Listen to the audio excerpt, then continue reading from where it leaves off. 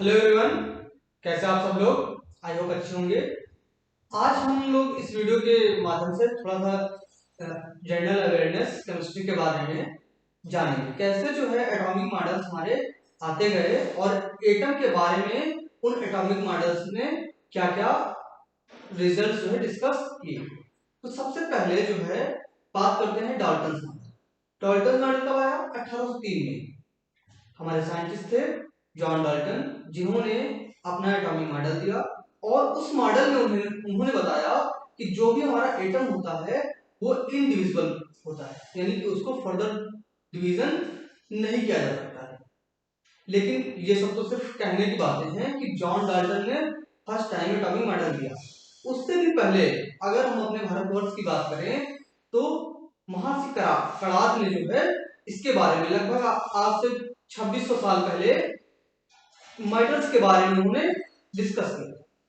ठीक है, तो जो भी साइंस हमारी बेसिक जो है वो सब सनातन धर्म से निकली हुई है। ठीक है, इसके बाद जब जॉन डाल्टन का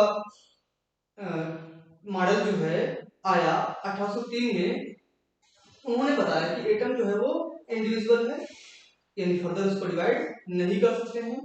देन फिर अभी क्या था कि ये 1803 की बात थी। उस टाइम पे यानी आज से लगभग 200 साल से भी ज्यादा। ठीक है, तो उस टाइम पे इतनी बड़ी बात कहना केमिस्ट्री के रिलेवेंस में बहुत बड़ी बात है। उसके बाद आया एक नया मॉडल जिसने जो है केमिस्ट्री में कुछ चीजें अलग बनाई। उसके बाद जे जे थॉमसन ने अपना मॉडल जो है दिया। जे जे थॉमसन ने अपना मॉडल दिया और उस मॉडल में उन्होंने बताया कि जो भी हमारा एटम होता है वो एटम प्लम पुडिंग के जैसा होता है। यानी कि सब लोगों ने तरबूज देखा होगा। तरबूज को जब काटते हैं, बीज से काटिए उसको, जब बीज से उसको काटेंगे तो पूरा जो हमारा तरबूज होता है, वाटरमेलन जो होता है वो रेड रेड कलर का होता है और उसके जो बीज होते हैं ब्लैक ब्लैक ब्लैक सीड्स जो होते हैं वो डिस्ट्रीब्यूट होते हैं पूरे सरफेस पे। तो उन्होंने बताया थॉमसन ने कि जो हमारा एटम है उसमें पॉजिटिव चार्ज चारों तरफ इमिटेड है, यानी फैला हुआ है, और निगेटिव जो इलेक्ट्रॉन्स हैं वो सरफेस पे इमिटेड है, कहीं कहीं पे निगेटिव चार्ज जो है वो एग्जिस्ट कर रहे हैं। ये थ्योरी आने के बाद फिर जो है 1911 की बात है जब रदरफोर्ड ने ने अपना एक एक्सपेरिमेंट किया। ठीक है, अल्फा स्कैटरिंग। वहां से उन्होंने डिस्कस किया कि जो भी हमारा एटम होता है, ठीक है, हाँ, उसके बारे में थोड़ा समझ लो कैसे जो उन्होंने एक्सपेरिमेंट किया अल्फा स्कैटरिंग से। जो है उन्होंने एक रेडियो एक्टिव सोर्स लिया, उसको गोल्ड फाइल पे जो है प्रोजेक्ट किया। जब गोल्ड फाइल पे प्रोजेक्ट किया तो उन्होंने ऑब्जर्व किया कि जो भी न्यूक्लियस था, यानी कि जो भी हमारा गोल्ड फाइल था उसके मिडिल से, यानी जहां पे कोई एटम रहा होगा उसके मिडिल से जब रे, यानी जो बोल सकते हैं कि जब इलेक्ट्रॉन जा रहे थे, जब रेस जो है अल्फा पार्टिकल्स जा रहे थे तो पूरी तरीके से रिफ्लेक्ट हो जा रहे थे, बैक साइड में रिफ्लेक्ट हो जा रहे थे। लेकिन वही साइड से जो अल्फा पार्टिकल्स जा रहे थे वो थोड़ा सा डेविएट होके निकल जा रहे थे। लेकिन जो सबसे जो न्यूक्लियस से दूर थे वो सीधे निकल जा रहे थे। तो उन्होंने एक डिस्कशन किया इस पे और एक पॉइंट जो है निकाल कर बताया।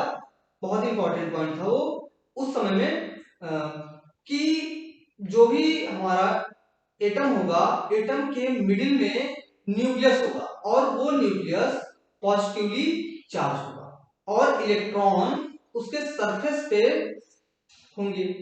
ठीक है, ये मॉडल भी आ गया। इसके बाद फिर नील्स बोर ने जो है रदरफोर्ड के मॉडल को ही इंप्लीमेंट किया और उन्होंने भी ये बताया, उन्होंने बेसिकली बताया था कि जो है प्लेनेटरी मोशन के बारे में, कि जो हमारा न्यूक्लियस है, न्यूक्लियस किसी एटम में मिडिल में है, पॉजिटिवली चार्ज है, लेकिन जो इलेक्ट्रॉन है वो न्यूक्लियस के चारों तरफ प्लेनेटरी मोशन करते रहते हैं।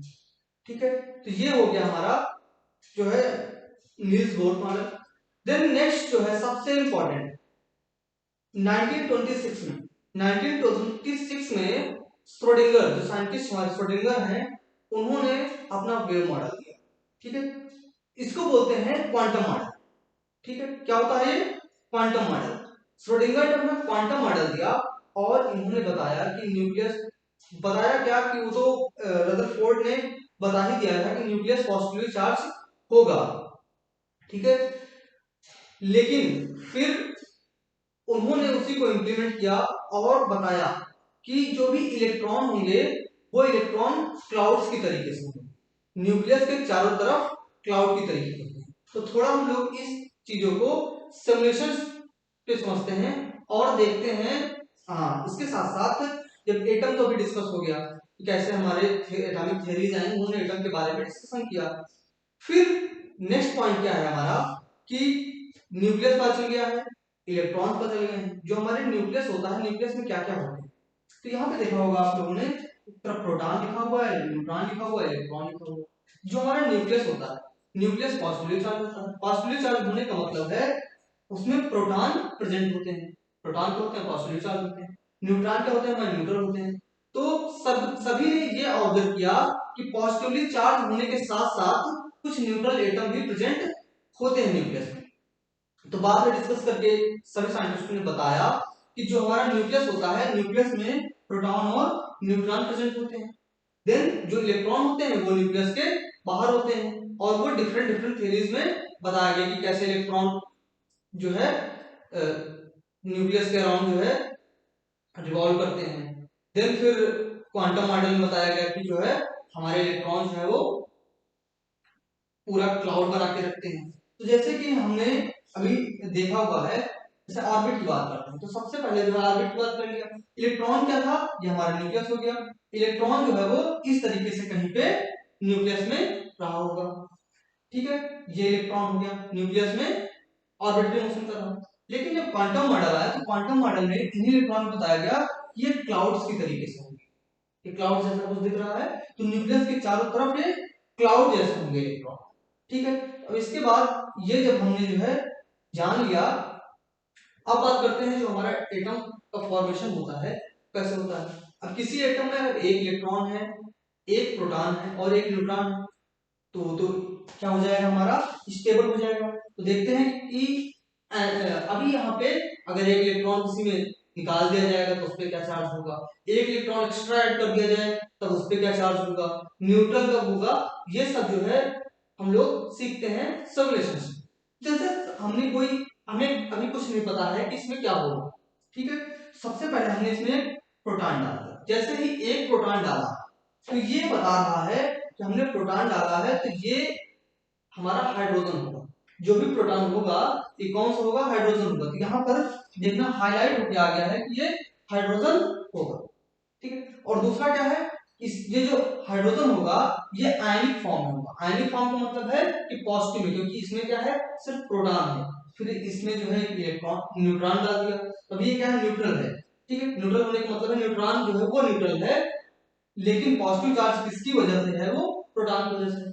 लेकिन जैसे ही एक इलेक्ट्रॉन ऐड करेंगे, जैसे ही हमने एक इलेक्ट्रॉन ऐड किया तो हमारा जो है एटम जो है वो न्यूट्रल हो गया है।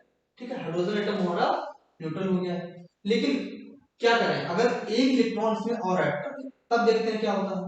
जैसे ही हमने एक इलेक्ट्रॉन हाइड्रोजन पे एक और इलेक्ट्रॉन को ऐड किया तो ये एनायन बन गया, यानी कि निगेटिव आयन बन गया। निगेटिव आयन का मतलब है कि वो हाइड्राइड की फॉर्म में चेंज हो गया। अभी देखिए जैसे ही न्यूट्रॉन बढ़ाया, जैसे ही इसमें हमने न्यूट्रॉन बढ़ाया, अब देखिए इसमें अनस्टेबिलिटी हो गई। ठीक है, इलेक्ट्रॉन तो दो हो सकते हैं पर न्यूट्रॉन दो नहीं हो सकते हैं। ठीक है, अब प्रोटॉन देखते हैं बढ़ा के। जैसे ही हमने प्रोटॉन बढ़ाया, प्रोटॉन बढ़ाएंगे तुरंत ही हमारा जो है एटम ही चेंज हो गया, और एटम अब क्या हो गया है, हीलियम हो गया। एटम कैसा हो गया है, हीलियम हो गया। यहां से समझ में आया कि हाइड्रोजन में क्या होगा, एक प्रोटॉन होगा, एक इलेक्ट्रॉन होगा और एक न्यूट्रॉन होगा, तब वो स्टेबल होगा। लेकिन अगर एक इलेक्ट्रॉन एक्स्ट्रा हो जाएगा वो आयनिक फॉर्म में हो जाएगा, और एक इलेक्ट्रॉन कम हो जाएगा तो वो पॉजिटिव आयन के फॉर्म में हो जाएगा। ठीक, इस जैसे ही दो न्यूट्रॉन और दो प्रोटॉन हुए तो हमारा एटम जो है वो हीलियम हो गया है। और 2 इलेक्ट्रॉन थे तो हीलियम जो है अभी न्यूट्रल फॉर्म में हो गया। अभी यहां से हमने एक इलेक्ट्रॉन को निकाल दिया, जैसे ही एक इलेक्ट्रॉन को निकाला है ये पॉजिटिव फॉर्म में कन्वर्ट हो गया, यानी कि हीलियम जो है वो अपने पॉजिटिव आयन में कन्वर्ट हो गया। लेकिन क्या 2 इलेक्ट्रॉन को निकाल सकते हैं हीलियम से? देखते हैं। जैसे ही हम दोनों इलेक्ट्रॉन को निकाला तो अब ये हीलियम 2 पॉजिटिव में आ गया, यानी अभी क्या है, हीलियम स्टेबल है, हीलियम के दोनों इलेक्ट्रॉन को निकाल सकते हैं। अभी हम इन इलेक्ट्रॉन्स को ऐड कर रहे हैं, दोनों इलेक्ट्रॉन को हमने ऐड कर दिया, न्यूट्रल हो गया। फिर एक इलेक्ट्रॉन को एक्स्ट्रा ऐड किया, जैसे ही हमने एक इलेक्ट्रॉन को एक्स्ट्रा ऐड किया तब क्या है वो अनायनिक फॉर्म में चेंज हो गया, यानी एक इलेक्ट्रॉन जो है उसमें एक्स्ट्रा हो गया। और अभी भी क्या है, ये स्टेबल है। लेकिन जैसे ही एक न्यूट्रॉन को हमने इसमें ऐड किया, एक एक्स्ट्रा न्यूट्रॉन ऐड किया, ये हमारा आइटम जो है वो अनस्टेबल हो गया है। इसके बाद जैसे ही इसमें एक प्रोटॉन एक्स्ट्रा ऐड करेंगे, ये क्या हो गया, लिथियम में कन्वर्ट हो गया, यानी कि लिथियम में क्या होगा, 3 प्रोटॉन होंगे और 3 न्यूट्रॉन होंगे और 3 इलेक्ट्रॉन होंगे, तब वो न्यूट्रल एटम होगा लिथियम। ठीक है, इसी तरीके से अगर इसमें एक ऐड करेंगे तो आयनिक फॉर्म हो जाएगा, एक इलेक्ट्रॉन निकालेंगे तो ये पॉजिटिव आयन में कन्वर्ट हो जाएगा। इस तरीके से सारे एटम जो है ऐड करते चले जाएंगे, एक प्रोटॉन एक्स्ट्रा ऐड कर दिया तब ये जो है अनस्टेबल हो जाएगा, फिर से एक न्यूट्रॉन हमें ऐड करना पड़ेगा, अभी भी ये अनस्टेबल है। अनस्टेबल इसलिए है कि यहाँ पे इलेक्ट्रॉन जो है वो बहुत ज्यादा कम हो गए हैं, लेकिन जैसे ही हमने एक इलेक्ट्रॉन ऐड किया बेरिलियम में, अभी क्या है, ये देखना 4 इसमें प्रोटॉन है, 4 न्यूट्रॉन है और 4 इलेक्ट्रॉन है। अभी स्टेबिलिटी बढ़ाने के लिए क्या कर सकते हैं, क्या एक इलेक्ट्रॉन को ऐड कर सकते हैं? नहीं, इससे कुछ नहीं होगा। पर एक प्रोटॉन को अगर यहां से निकाल के देखें तभी क्या है, ये बेरिलियम अनस्टेबल है।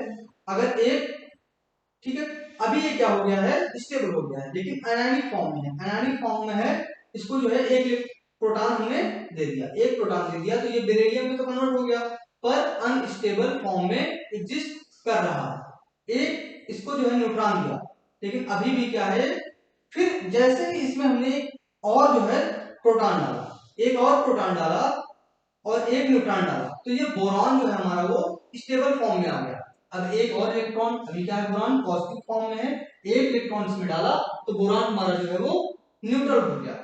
एक एक्स्ट्रा इलेक्ट्रॉन डालेंगे तो ये बोरॉन जो है हमारा वो निगेटिव में कन्वर्ट हो जाएगा। इसके बाद जैसे जैसे सिमिलर टाइप से जैसे जैसे इलेक्ट्रॉन बढ़ाते जाएंगे, इसके ऑर्बिटल्स भी बढ़ते चले जाएंगे। अब ऑर्बिट की बात हो गई, ऑर्बिट में कैसे इलेक्ट्रॉन है उस बात को देखिए। अभी ये इलेक्ट्रॉन को क्लाउड्स की तरीके से देखते हैं। ये देखिए, जैसे ही क्लाउड हमने देखा, ये हमारा क्वांटम वेव मैकेनिकल मॉडल है, ठीक, क्वांटम मॉडल जिसको जो है श्रोडिंगर ने दिया था, ठीक है, उसमें उन्होंने बताया था कि जो हमारे यहां से एक इलेक्ट्रॉन को, अभी क्या है, न्यूट्रल है, उन्होंने बताया कि जो न्यूक्लियस होगा, न्यूक्लियस में क्या होंगे, हमारे इलेक्ट्रॉन और प्रोटॉन होंगे। ये तो जो है सबसे पहले मॉडल में भी ये बता दिया था, ठीक है, रदरफोर्ड ने ये बताया था कि जो न्यूक्लियस होगा, न्यूक्लियस में प्रोटॉन होंगे और कुछ न्यूट्रल एटम होगा तो वो न्यूट्रॉन हो गया। लेकिन जो इलेक्ट्रॉन होंगे ये क्लाउड की तरीके से होंगे, और ये क्लाउड की तरीके से होंगे, तो ये किसने बताया है, ये बताया है हमारे क्वांटम मॉडल ने। आई होप आप सबको इस सिमुलेशन से समझ में आया होगा कि कैसे आयन का फॉर्मेशन होता है, कैसे जो है पॉजिटिव आयन का फॉर्मेशन होता है, और किस तरीके से हमारे एटम जो है वो न्यूट्रल होते हैं, फिर कौन सी थ्योरी कब आई थी और उन थ्योरीज ने क्या क्या बताया एटॉमिक मॉडल्स के बारे में। ठीक है, आई होप आप सबको ये वीडियो जो है पसंद आएगा। ठीक है, तो अपने दोस्तों को शेयर करिए, चैनल को सब्सक्राइब करिए, और इसी तरीके से वीडियोस को और सिमुलेशन के जरिए से देखने के लिए हमारे चैनल को सब्सक्राइब करिए, ताकि, और बेल आइकन को दबा दीजिए ताकि नोटिफिकेशन आपके पास पहुंचती रहे जैसे ही वीडियोस अपडेट होती रहे। Okay, thank you, keep watching video.